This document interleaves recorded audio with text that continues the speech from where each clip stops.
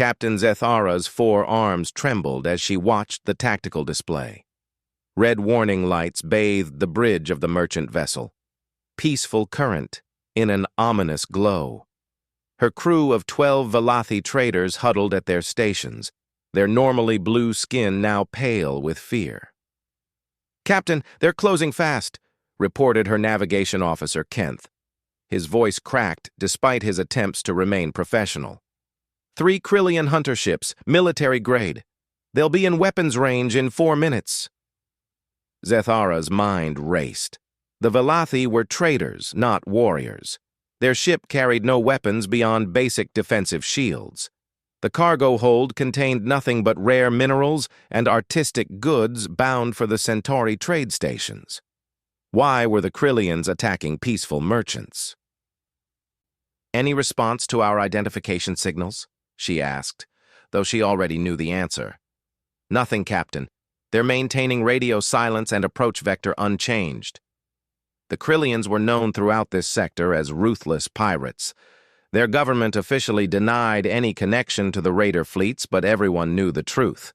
These weren't rogue elements. They were state-sponsored terror designed to weaken trade routes and steal valuable resources.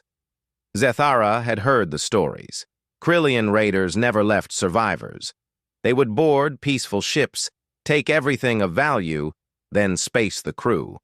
The lucky ones died quickly. "Engineering, what's our maximum acceleration?" she called out. "We're already at full burn, Captain," came the reply from below decks. "These cargo haulers weren't built for speed.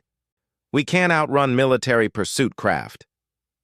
The bridge fell silent except for the steady beeping of proximity alarms.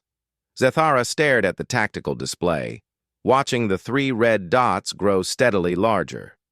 Her people had families waiting at home, young ones who would never see their parents again if she failed to find a solution. "Captain," Kent said quietly, "we could try jumping to hyperspace." "With our drives damaged from the asteroid field?" Zethara shook her head. "The jump would tear us apart before we made it halfway through the transition." She looked around the bridge at her crew. Good people. Honest traders who had never hurt anyone.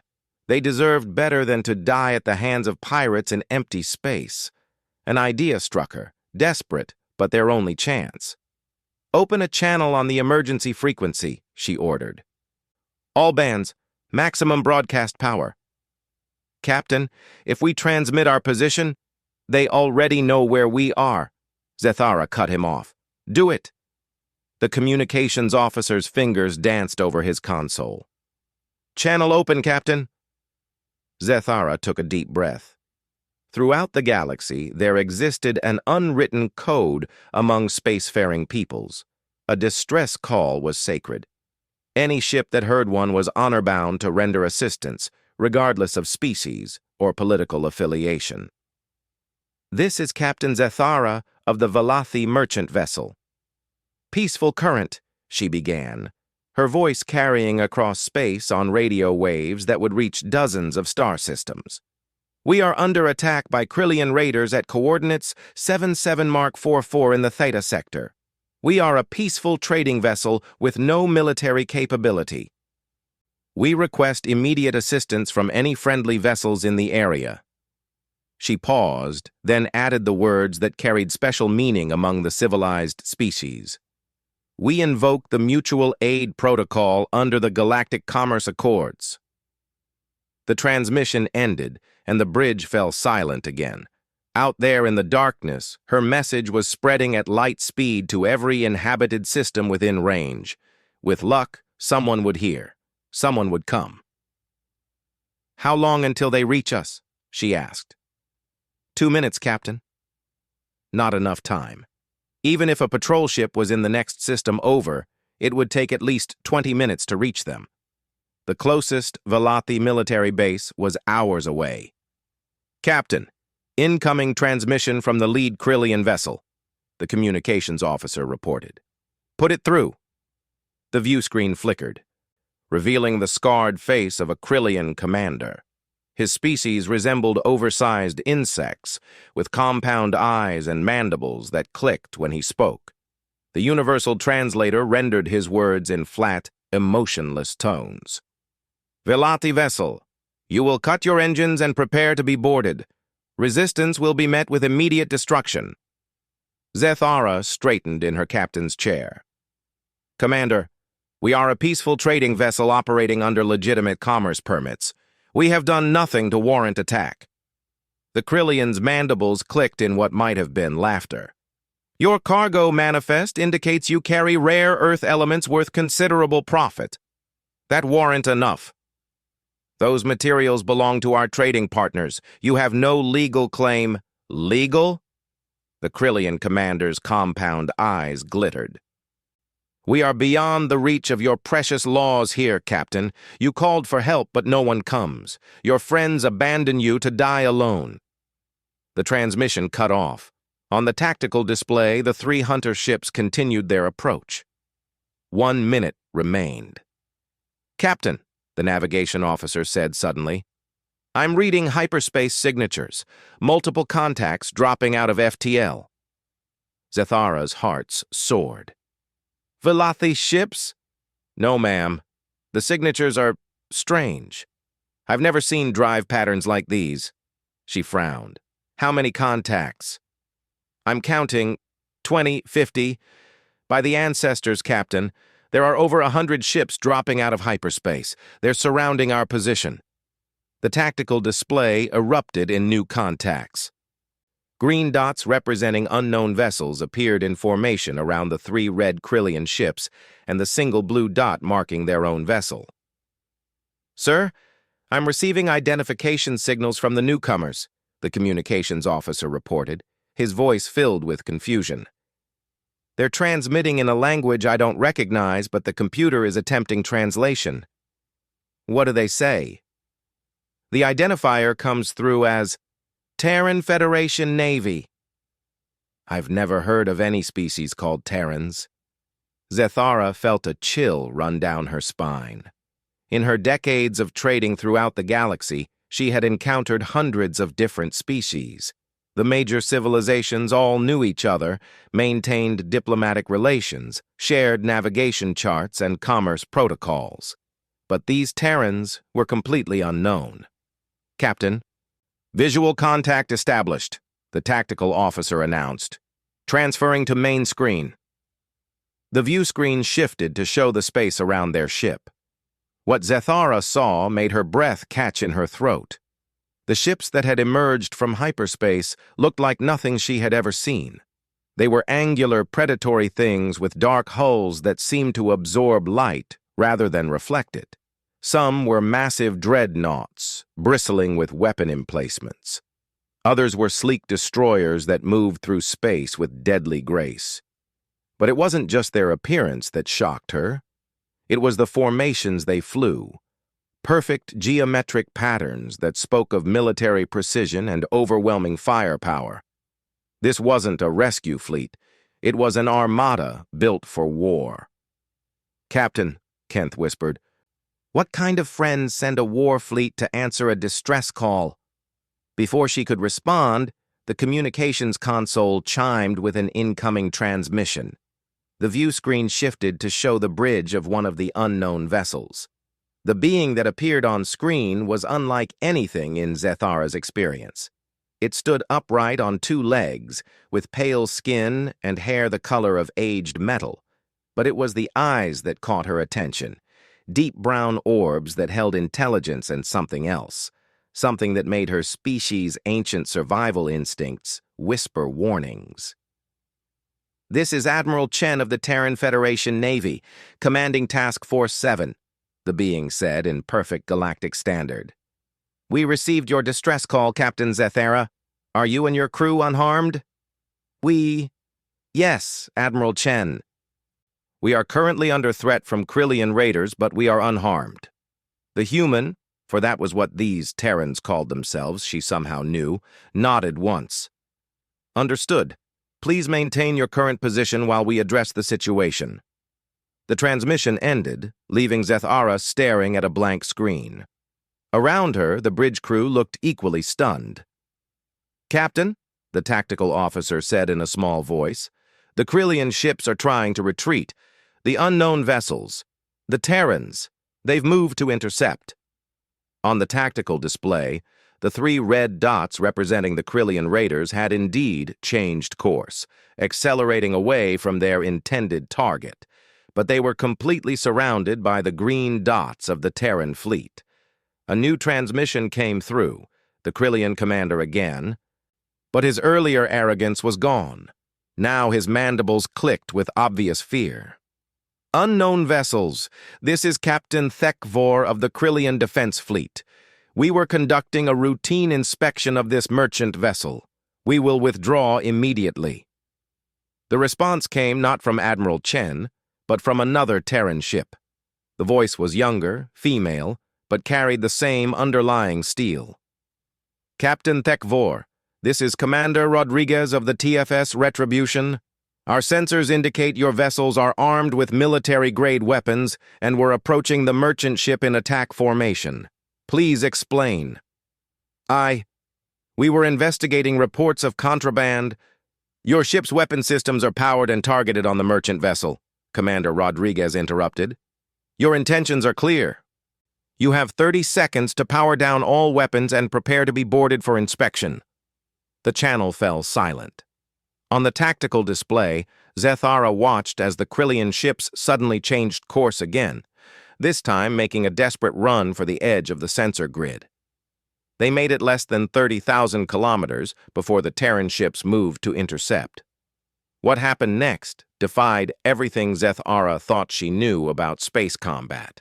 The Terran vessels didn't fire massive energy beams or launch clouds of missiles.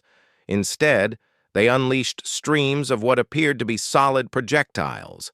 Metal slugs accelerated to incredible velocities. The effect was devastating. The Krillian ships' shields collapsed within seconds, their hulls torn open by the relentless barrage. One raider ship exploded outright, its reactor breached by a direct hit. The other 2 tumbled helplessly through space, venting atmosphere and debris. By the ancestors, Kent breathed. They destroyed 3 military vessels in under a minute. Admiral Chen's face reappeared on the view screen. His expression was calm, professional, as if he had just completed a routine training exercise rather than a battle. Captain Zethara, the immediate threat has been neutralized. 2 of the raider vessels have been disabled and will be taken into custody for questioning. The 3rd was unfortunately destroyed when its crew chose to detonate their reactor rather than surrender. Zethara found her voice with difficulty. Admiral, we are grateful for your assistance, but I must ask, how did you arrive so quickly? And who are your people? I have never heard of the Terran Federation. The human's expression softened slightly. The answer to that question is somewhat complex, Captain. Would it be possible for you to come aboard my flagship? There are things you should know about the galaxy you live in. Things that may be difficult to accept. Something in his tone made her hesitate. Admiral, with respect, my crew and I are simple traders. We know little of politics or military matters. I understand your caution, Admiral Chen replied. But, Captain, you sent out a distress call that reached much farther than you intended. Your message was picked up by our deep space monitoring stations. Stations that have been listening to galactic communications for longer than you might think possible. I don't understand. Captain Zethara, your people, the Velathi, the Krillians, all the species you trade with, you are not alone in this galaxy, and you are not the oldest civilization among the stars. The implications of his words hit her like a physical blow. How long have your people been traveling between the stars? Captain, humanity has been exploring deep space for over 800 years. We have been aware of your civilization and dozens of others for the past 3 centuries. But why have we never encountered you before? Admiral Chen's expression grew somber. Because, Captain, we have been watching, learning, waiting. Waiting for what? For someone to need our help. Captain Zethara stood in the shuttle bay of the massive Terran vessel, trying to process what she was seeing. The ship that had seemed large on her sensors was actually enormous beyond comprehension. The docking bay alone was larger than most space stations she had visited. Terran crew members moved around her with efficient purpose, but what struck her most was their physical presence. These humans were clearly adapted for high-gravity environments. Their movements spoke of dense muscle and strong bones. Even in the artificial gravity of their ship, they moved with the controlled power of beings built to survive harsh conditions. "Captain Zethara, welcome aboard the TFS Indomitable," said a voice behind her. She turned to see Admiral Chen approaching, accompanied by several other humans in dark blue uniforms. Up close, the differences were even more apparent. These beings radiated a subtle sense of danger that her instincts recognized immediately. "Admiral Chen," she replied, offering the traditional Velati greeting gesture with her forearms. "Your ship is impressive." "Thank you. If you would follow me, I'd like to show you something that will help explain who we are and why we're here." They walked through corridors lined with displays showing tactical information, star charts, and sensor readings. Zethara noticed that every human they passed carried sidearms. Not ceremonial weapons, but serious military hardware designed for actual combat. "Admiral, forgive my directness, but your people seem very well prepared for war," she observed. "We are prepared for many things, Captain. War is unfortunately one of them." They entered a large briefing room dominated by a three-dimensional holographic display. Admiral Chen gestured, and the display lit up with a detailed map of local space. "Tell me." "Captain," he began, "what do you know about the history of this region?" Zethara studied the display. "This is the Theta Sector.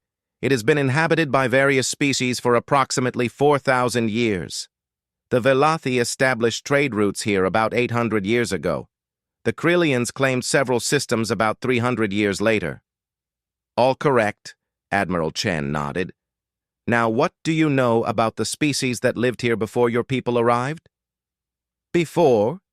Zethara was confused. "There were no spacefaring species in this region before us. Archaeological surveys found only primitive civilizations that never developed interstellar travel." "That's what we wanted you to think." The holographic display shifted, showing the same region but with additional markers. Dozens of them, spread throughout systems that Zethara had always believed were empty. "Admiral, I don't understand. These systems have been surveyed multiple times. There are no technological civilizations." "No visible technological civilizations," Admiral Chen corrected. "Captain, may I ask what you know about the concept of orbital habitats? Artificial structures designed to support life in space? Yes, several species have built them around gas giants for mining operations." "Indeed. Now imagine a species that abandoned planetary surfaces entirely. That built their habitats in the dark spaces between stars, in the outer system debris fields, in places where no one would think to look." The implications hit her like a shockwave. "You're saying your people have been living in this region for 800 years, as I mentioned. We've been watching your civilizations develop, monitoring your progress, occasionally adjusting things to prevent galaxy-wide disasters." A new voice spoke from the doorway. "What the Admiral is politely not mentioning is that we've also been cleaning up messes that other species prefer to ignore." Zethara turned to see another human entering the room. This one was younger, with darker skin and the bearing of someone accustomed to combat. The rank insignia on her uniform identified her as Commander Rodriguez, the officer who had spoken to the Krillians. "Commander Rodriguez," Admiral Chen said with mild reproach in his tone. "With respect, sir, the captain deserves to know the truth, especially if she's going to help us fix the current situation." "What situation?" Zethara asked, though she was beginning to suspect she didn't want to know the answer. Commander Rodriguez activated her personal tablet, and the holographic display changed again. This time it showed shipping routes, trade data, and incident reports spanning the past several months. Captain, in the last 6 months, how many merchant vessels in this sector have simply disappeared without trace? Zethara thought about it. Perhaps 20? 30? Space travel has always carried risks. Try 247, Rodriguez said flatly. And they haven't disappeared due to equipment failures or navigational errors. They've been systematically hunted and destroyed by Krillian raider fleets. That's impossible. The numbers you're suggesting would represent a coordinated military campaign, not random piracy. Exactly. Admiral Chen leaned against the hologram controls, his expression grave. Captain, what we're about to tell you will likely be classified at the highest levels by your government. The Krillian Empire has been conducting an undeclared war against civilian shipping for the purpose of economic warfare. But why? The trade routes benefit everyone, including Krillian worlds. Because, Commander Rodriguez said, pulling up more data, the Krillian military leadership believes they can force other species into economic dependence by controlling all major trade routes. Their plan is to eliminate independent merchants and replace them with Krillian-controlled shipping. Zethara stared at the evidence displayed before her. Shipping manifests, communication intercepts, tactical analyses. The scope was staggering. How do you know all this? She asked. Because we've been monitoring Krillian military communications for decades, Admiral Chen replied. We've been hoping their government would recognize the long-term damage this policy would cause and reverse course. Unfortunately, recent intelligence suggests they're about to escalate. The display shifted again, showing fleet movements and military buildup in Krillian space. Captain, Rodriguez continued, within the next month, the Krillian Empire plans to launch a coordinated assault on 3 major trade hub systems simultaneously. Their goal is to capture the stations, claim the systems under military law, and establish permanent control over regional commerce.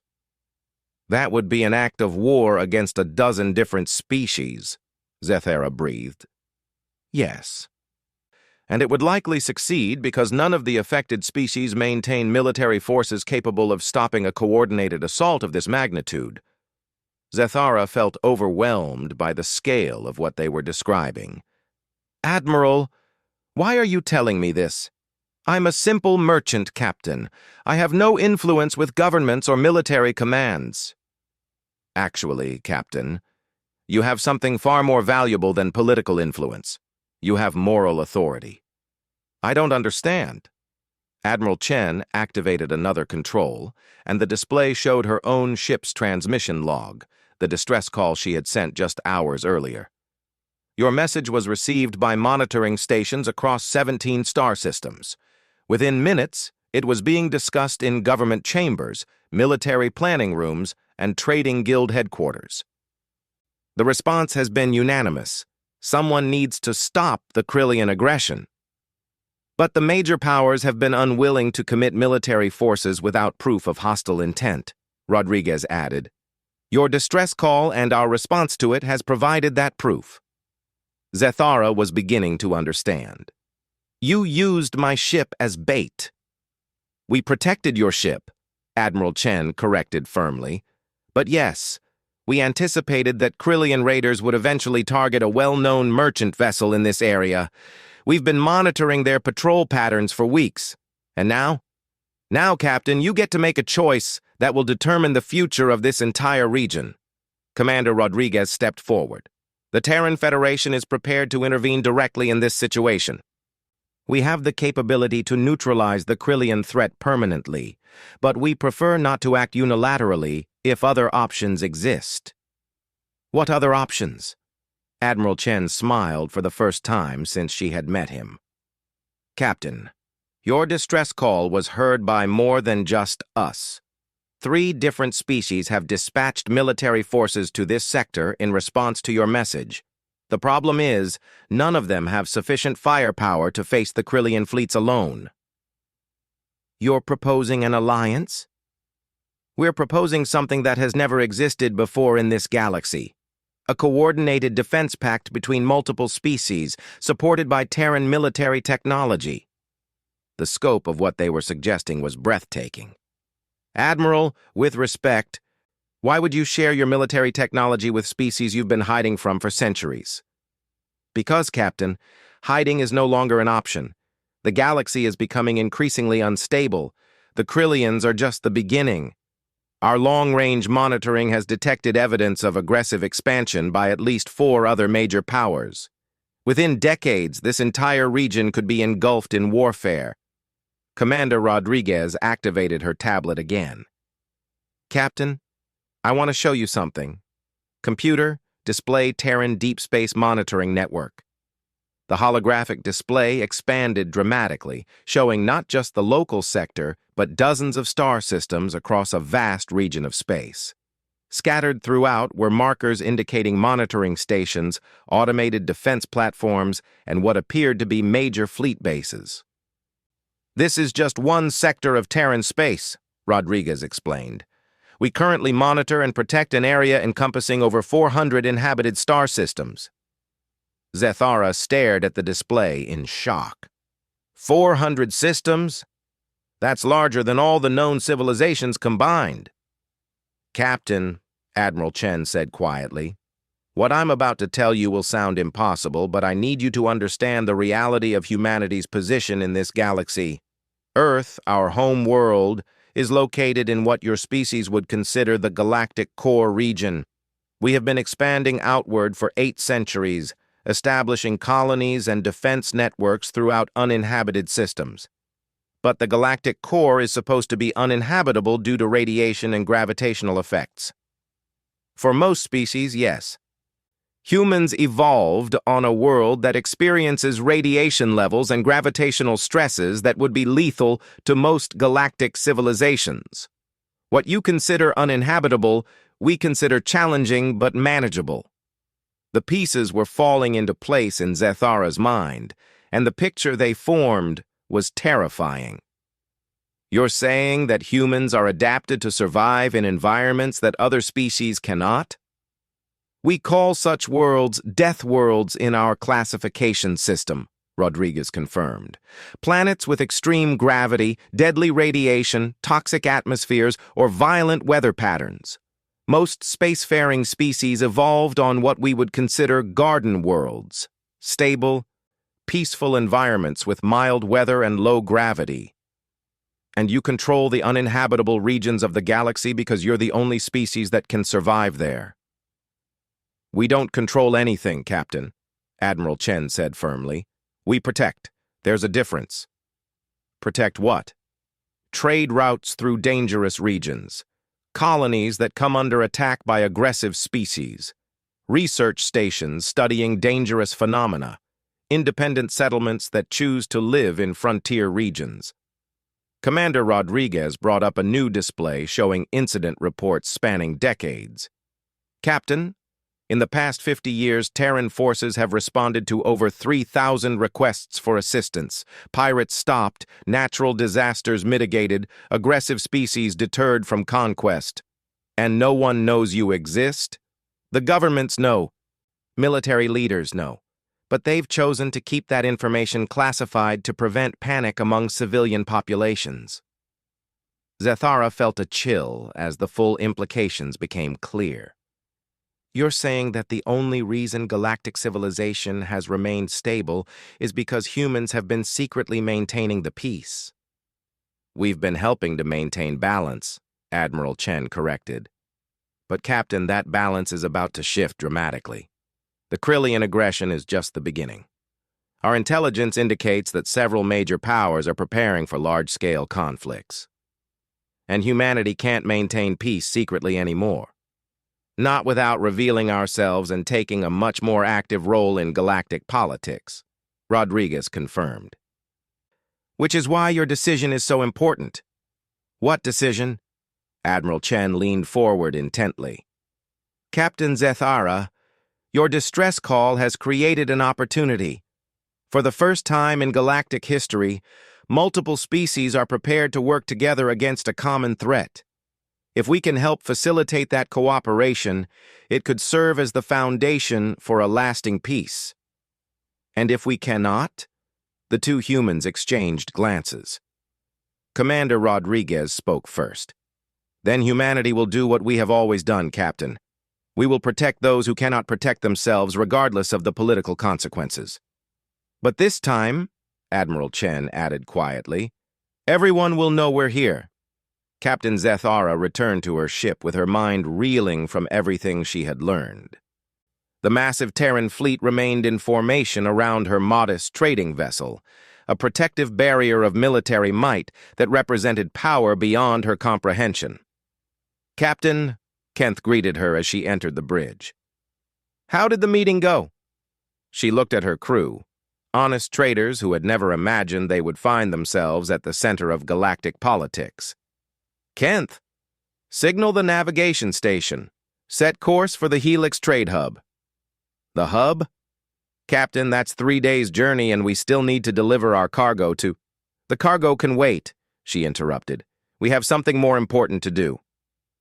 Over the ship's communication system, Admiral Chen's voice came through clearly.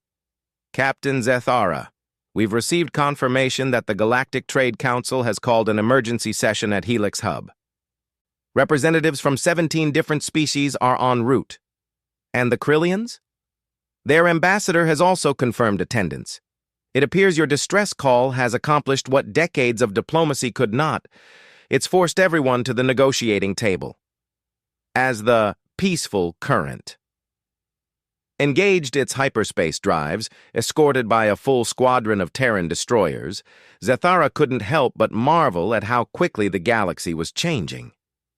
Just hours earlier, she had been a simple merchant captain trying to avoid pirates. Now she was traveling to what might become the most important diplomatic gathering in galactic history. 3 days later, the Helix Trade Hub hung in space like a massive metal flower, its multiple sections extending from a central core to accommodate the different environmental needs of various species.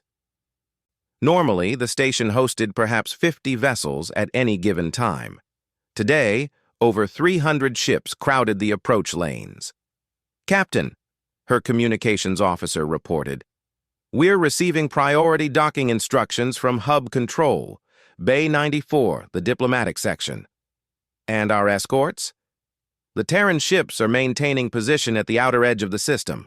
Admiral Chen sends his compliments and says they'll be standing by. As their shuttle approached the docking bay, Zethara could see the other vessels that had responded to the crisis. Elegant Altarian cruisers with their distinctive crystalline hulls. Massive Gorvani transports that doubled as mobile habitats. The sleek, organic shapes of Zephyrian bioships.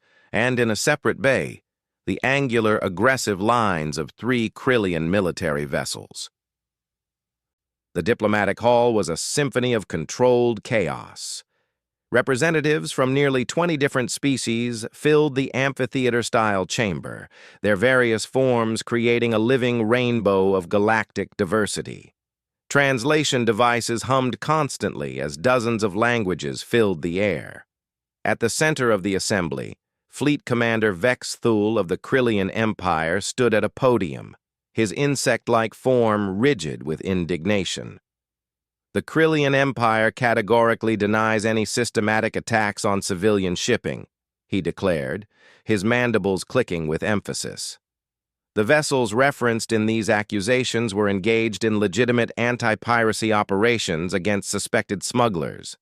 Ambassador Thais of the Altarian Cooperative rose from her crystalline chair. Fleet Commander, we have documented evidence of over 240 civilian vessels destroyed by Krillian forces in the past 6 months alone. Are you claiming these were all smugglers? I am stating that the Krillian Empire's security concerns take precedence over unsubstantiated allegations. Senator Gorvak of the United Gorvani clans slammed his massive fist on his speaking platform, causing several smaller species representatives to flinch. Unsubstantiated, my nephew's cargo hauler was destroyed by your anti-piracy forces just last month. The cargo manifest showed nothing but agricultural products. Without proper inspection, your nephew's vessel could have been carrying contraband beneath legitimate cargo. The hall erupted in angry voices as representatives shouted over each other in a dozen different languages. Through it all, Fleet Commander Vexithal remained unmoved, his compound eyes reflecting the chamber's lights like black mirrors. Zethara watched from the gallery, feeling helpless as the situation deteriorated. Despite all the evidence presented, the Krillian representative was simply denying everything. Worse, some of the other delegates seemed unsure whether to believe the accusations or not. "Honored delegates," came a new voice from the chamber entrance. The hall fell silent as a figure in dark blue uniform strode purposefully toward the center of the assembly. Admiral Chen moved with quiet authority through the gathered representatives. Behind him came a small group of other humans, including Commander Rodriguez and several officers Zethara didn't recognize. "I am Admiral Chen of the Terran Federation Navy," he announced, his voice carrying clearly through the chamber's acoustics. "I formally request permission to address this assembly." The council speaker, an elderly Altarian whose crystalline form glowed with age, consulted briefly with other officials before responding. "Admiral Chen, the Terran Federation is not recognized as a member of the Galactic Trade Council. You have no standing to address this assembly. With respect, honored speaker, we have been monitoring galactic communications for 3 centuries. We have detailed records of every incident mentioned in today's proceedings. Our testimony could provide clarity to this debate." Fleet Commander Vexthul's mandibles clicked with what might have been amusement. The mysterious Terrans at last reveal themselves. How convenient that you appear just when accusations are made against the Krillian Empire. Fleet Commander, Admiral Chen turned to face the Krillian directly. "Our monitoring stations recorded your fleet's communications during the attack on Captain Zethara's vessel. Would you like me to play them for the assembly?" For the first time, Vexthul's confident posture wavered slightly. "Communications can be fabricated." "Indeed they can. However, I think the Assembly would be more interested in the current position of your military forces." Admiral Chen gestured, and the chamber's central holographic display activated. Instead of showing the usual star charts and trade routes, it displayed real-time tactical information covering the entire sector. "Fleet Commander," Admiral Chen continued calmly, "would you care to explain why the Krillian Empire currently has 47 military vessels positioned along major trade routes with orders to intercept and board any civilian craft carrying strategic materials?" The display zoomed in on various systems, clearly showing Krillian fleets in attack formations near trade stations and shipping lanes. Even more damning, it showed intercepted communication logs detailing coordinated plans for seizing control of key trade hubs. "This is classified military information," Vexthul protested. "How do you have access to—" "Fleet Commander," Admiral Chen interrupted quietly. "You seem to be missing the larger point." The display shifted again, pulling back to show a much wider view of local space. For the first time, the assembled delegates could see the true scale of the Terran presence. Over 200 Terran vessels were positioned throughout the sector, not scattered randomly, but in precise formations that covered every major system, every trade route, every strategic position. It was a deployment that represented overwhelming military superiority over every other force in the region combined. The chamber fell into stunned silence as the implications became clear. "Honored delegates," Admiral Chen addressed the assembly, "humanity has been protecting galactic commerce for centuries. We have done so quietly, preferring that civilized species resolve their own disputes through diplomacy. However, recent events have forced us to reconsider our policy of non-interference." Ambassador Theiss found her voice first. "Admiral, The scope of your military deployment suggests capabilities far beyond anything we previously understood. Are you threatening this assembly? Ambassador, I am offering it a choice. Admiral Chen gestured again, and the display changed to show shipping records spanning the past decade. The data was staggering. Thousands of merchant vessels, trade agreements worth trillions of credits, commerce routes that connected dozens of different civilizations. For the past 10 years, galaxy-wide trade volume has increased by over 300%. Piracy rates have decreased by 90%. Military conflicts between major powers have dropped to near zero. Do you know why? He looked around the chamber, meeting the eyes of delegates from across the known galaxy. Because every time a merchant ship sent out a distress call, help arrived. Every time pirates threatened a trade route, they were stopped. Every time a military force prepared to attack civilian targets, they encountered resistance. Commander Rodriguez stepped forward. What the Admiral is not saying is that humanity has prevented 17 separate interstellar wars from beginning, stopped over 4,000 pirate attacks, and protected more than 500,000 civilian vessels. Without taking credit, Admiral Chen added, without demanding payment, without establishing political control over the regions we protected. Senator Gorvac leaned forward in his massive chair. And now, honored Senator, we face a choice. The Krillian Empire's recent actions represent just one example of increasing aggression throughout this region. Our intelligence indicates that 4 other major powers are preparing similar expansionist policies. You're saying the galaxy is moving toward widespread warfare, the council speaker observed. We're saying that the balance of power that has maintained peace for the past decades is about to collapse, Commander Rodriguez confirmed. The question is whether the civilized species of this galaxy wish to work together to maintain that balance, or whether they prefer to allow humanity to maintain it unilaterally. Fleet Commander Vex Thul finally found his voice again. You threaten us with conquest, then offer cooperation. This is extortion. Admiral Chen turned to face the Krillian commander directly. Fleet Commander, I want you to understand something very clearly. If humanity wished to conquer this galaxy, we would not be having this conversation. Your fleets, your worlds, your entire civilization would simply cease to exist. The chamber's lights dimmed, and the holographic display shifted once more. This time it showed the Terran fleet positions, but with additional technical data. Range indicators, firepower specifications, defensive capabilities. What the assembled delegates saw defied comprehension. Each Terran vessel possessed more firepower than entire planetary defense systems. Their defensive shields could withstand weapons that would annihilate conventional fleets. Most terrifying of all, the deployment patterns indicated that humanity could simultaneously engage every military force in known space and emerge victorious. This is what conquest would look like, Fleet Commander, Admiral Chen said quietly. We choose not to pursue it because we believe civilized beings should govern themselves. But you demand that we submit to your authority, Vex Thul accused. We propose that you help us maintain peace through cooperation rather than force us to maintain it through dominance. Ambassador Thys rose from her chair. Admiral Chen, what exactly are you proposing? A formal alliance between all willing species with shared intelligence, coordinated response to threats, and mutual protection of civilian commerce.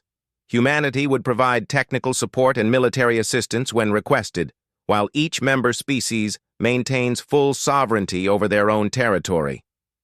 And if we refuse? Admiral Chen was quiet for a long moment. When he spoke, his voice carried the weight of 8 centuries of human expansion across the galaxy. Then humanity will continue doing what we have always done, Ambassador. We will protect those who cannot protect themselves, maintain peace in regions threatened by warfare, and ensure that civilian commerce can operate safely throughout known space. But you will no longer do so secretly, the council speaker realized. That option is no longer available to us. Recent events have made our presence known to too many governments and military organizations. We can either work openly with the established galactic powers, or we can impose peace unilaterally. Commander Rodriguez stepped forward one final time. Honored delegates, Captain Zethara sent out a distress call 3 days ago. That single transmission has led to this moment, the first time in galactic history that all major civilizations have gathered to address a common threat. You have the opportunity to make this the foundation of lasting cooperation. Or, Admiral Chen added quietly, you can force humanity to become the galactic police force we have tried very hard not to become. The chamber fell silent as delegates considered the choice before them. In the gallery, Captain Zethara watched the beings who would decide the future of galactic civilization. Finally, Ambassador Thys stood. Admiral Chen, the Altarian Cooperative formally requests membership in the proposed alliance. Senator Gorvak's massive voice rumbled through the chamber. The United Gorvani clans accept the proposal. One by one, representatives from across known space voiced their agreement. Some enthusiastically, others with obvious reluctance, but all recognizing the reality of the choice they faced. Fleet Commander Vex Thul was the last to speak. His mandibles clicked softly as he consulted with his staff. Finally, he looked up at Admiral Chen. The Krillian Empire accepts the proposal, but we demand equal representation in any command structure. Granted, Admiral Chen nodded. All member species will have equal voice in alliance decisions. As the formal agreements were drafted and signed, Captain Zethara reflected on how much the galaxy had changed in just 3 days. A simple distress call had revealed the truth about humanity's hidden presence and created the first genuine cooperation between species in galactic history. Later, as she prepared to return to her ship, Admiral Chen approached her. Captain, I wanted to thank you personally. Your courage in sending that distress call made all of this possible. Admiral, I sent out a call for help when pirates were attacking my ship. I had no idea it would lead to this. That's exactly why it worked, Captain. You asked for help not for political reasons or military advantage, but because someone needed to do the right thing. That's the foundation every lasting peace must be built on. As the peaceful current. Prepared to leave Helix Hub, Captain Zethara looked out at the Terran escort fleet that would accompany them home. The ships that had seemed so threatening just days earlier now represented something far more important. Proof that in a galaxy full of different species and competing interests, cooperation was not only possible, but necessary. Her communications officer interrupted her thoughts. Captain, we're receiving a priority message from the Terran flagship. Put it through. Admiral Chen's voice came through the speakers one final time. Captain Zethara, on behalf of the Terran Federation and all members of the new Galactic Protection Alliance, I want you to know that no merchant vessel will ever again have to fear sending out a distress call. From now on, help will always come. As they jumped to hyperspace, surrounded by the protective formation of humanity's Doomsday Armada, Captain Zethara smiled. The galaxy was no longer the dangerous place it had been just days earlier. The Deathworlders had chosen to be protectors rather than conquerors, and that, she realized, made all the difference.